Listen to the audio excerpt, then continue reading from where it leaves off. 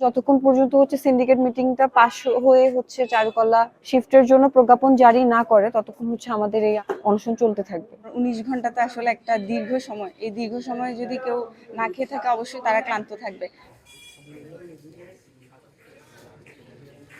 Syndicate হলেও আমরা এখনই যে আমাদের শিপমেন্টটা হবে এই বিষয়ে তারা আমাদেরকে কোনো নিশ্চয়তা দেয়নি। আমরা গতকাল দুপুর 12টা থেকে এখানে প্রথমে অবস্থান কর্মসূচি পালন করি। এরপরে আমরা আমাদের প্রশাসনের সাথে একটা মিটিং এ যাই। তখন প্রশাসন আমাদেরকে জানায় মানে আমাদের সমস্ত যে ধাপ চারুকলা ক্যাম্পাসে ফিরিয়ে আনার ওগুলা কমপ্লিট হয়েছে, কিন্তু একটা ধাপ এখনো বাকি আছে, সেটা সিন্ডিকেট মিটিং। আর সেই সিন্ডিকেট মিটিংটা ওনারা হওয়ার কথা ছিল রোজার আগে, মানে 1 এপ্রিলের আগে ওনারা ওই সিন্ডিকেট মিটিংটা করে আমাদের ক্যাম্পাস এখানে শিফট করার কথা ছিল, কিন্তু ওনারা ওটা পারেননি। ওনারা এই জায়গায় ওনাদের ব্যর্থতা স্বীকার করেন। এখনো যেহেতু আমাদের দ্রুততম সময়ে এটা করা পসিবল না, ওনারা সিন্ডিকেট মিটিংটা দিতে পারবে না বলেছে দ্রুত সময়ের মধ্যে। এখন আমাদের এই সিন্ডিকেট মিটিংটা দ্রুততম সময়ের জন্য, ইমার্জেন্সিটা সিন্ডিকেট মিটিং এর জন্যই আমরা এই অনশনের ডাক দিই। আমরা গতকাল দুপুর 3টা 20 থেকে অনশনে বসি।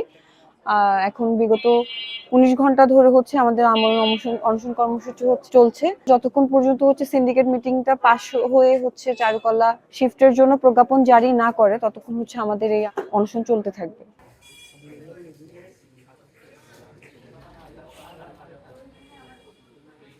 আমরা যে 9 জন আপাতত অনশনে আছি সবাই মোটামুটি ক্লান্ত, কারণ 19 ঘন্টাতে আসলে একটা দীর্ঘ সময়। এই দীর্ঘ সময়ে যদি কেউ না খেয়ে থাকে অবশ্যই তারা ক্লান্ত থাকবে।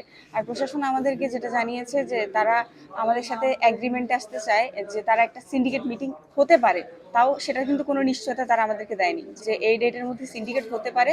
তবে সিন্ডিকেট হলেও আমরা এখনই যে আমাদের শিপমেন্টটা হবে এই বিষয়ে তারা আমাদেরকে কোনো নিশ্চয়তা দেয়নি। তারা বলেছে যে সমাবর্তনের পরে 24শে মে তারা সিন্ডিকেট মিটিং ডাকবে, আর এরপর চারুকলা শিফট হবে। এরপরে কিন্তু পবিত্র ঈদুল আজহা আছে, এরপরে আবার দুর্গাপূজা। সো একবার এক একটা তালবাহানা দিয়ে কিন্তু আমাদের এই শিফটিংটা কিন্তু পিছানো হবে।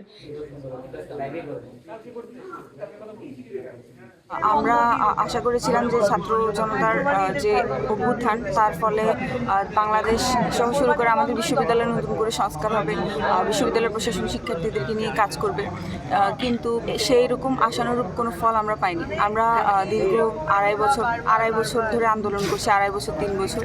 বিশ্ববিদ্যালয়ের পূর্ববর্তী প্রশাসন আমাদেরকে তেমন কোনো সুফল দিতে পারেনি। আমরা আশা করেছিলাম যে এই প্রশাসন আমাদের জন্য সুফল বয়ে আনবে, কিন্তু তারা সেটা করতে পারেনি।